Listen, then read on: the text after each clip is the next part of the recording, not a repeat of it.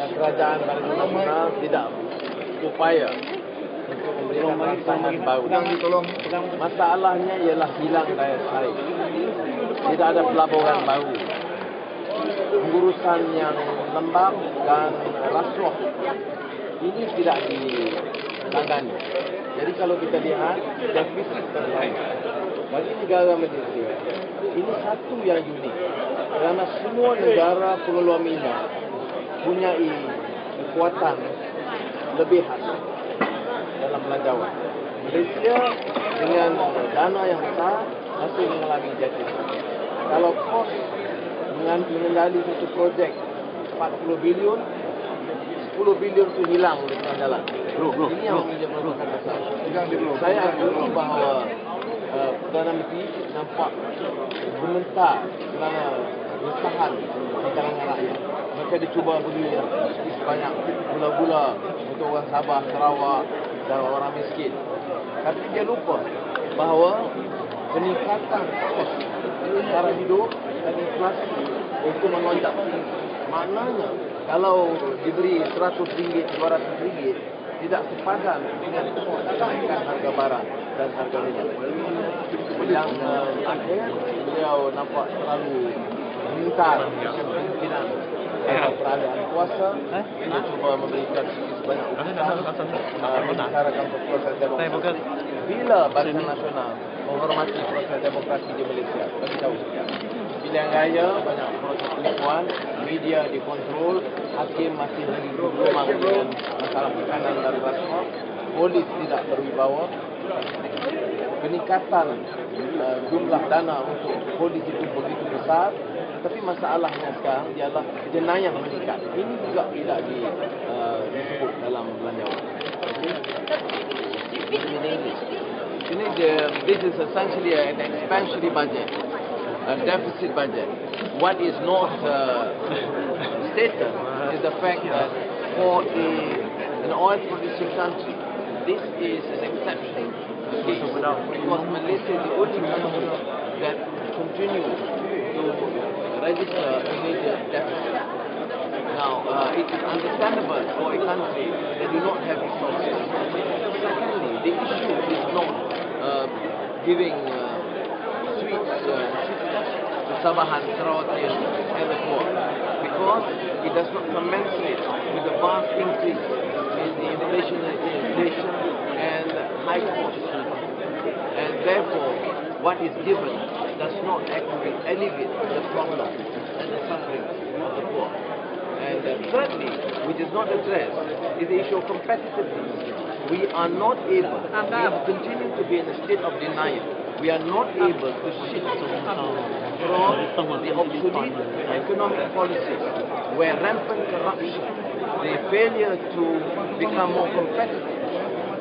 Because we are stuck with the old policies, I see no way how we can attract foreign direct investment. Without foreign investment, Malaysia cannot propel its economy. And this, unfortunately, is not addressed.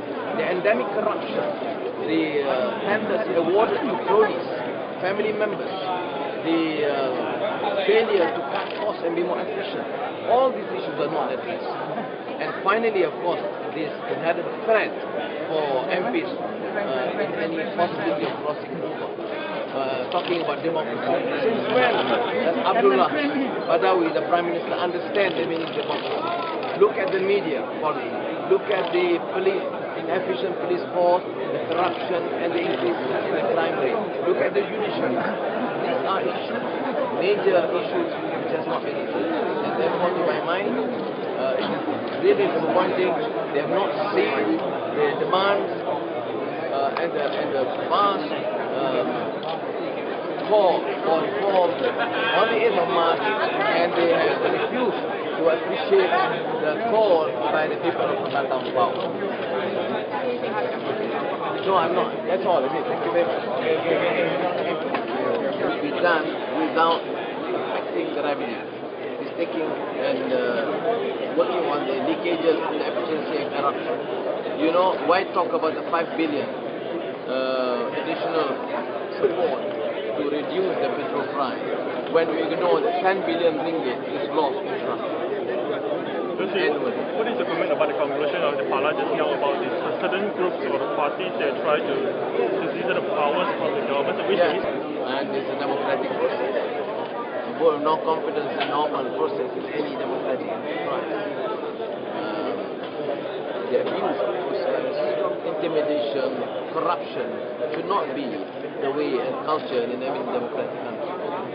He said he will not let you snatch it. The mandate is a legitimate mandate that he He's sounding received. like a dictator. I mean, what's snatching about it? It's the will of the people and the will of the representatives. I mean, he wanted to snatch Permatang Pau by hook, by crook, and more by crook than by hook. But he did not manage. Trying to respond to some of the complaints and frustrations of the people, sweeteners here and there, but fail to address some fundamental flaws in our economic policy. Our problem is competitiveness.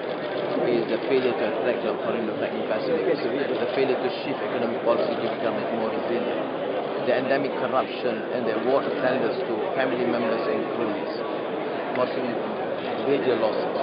Now, you give 200 ringgit to the poor and you take 20 billion contracts. What does it mean? That's basically the point.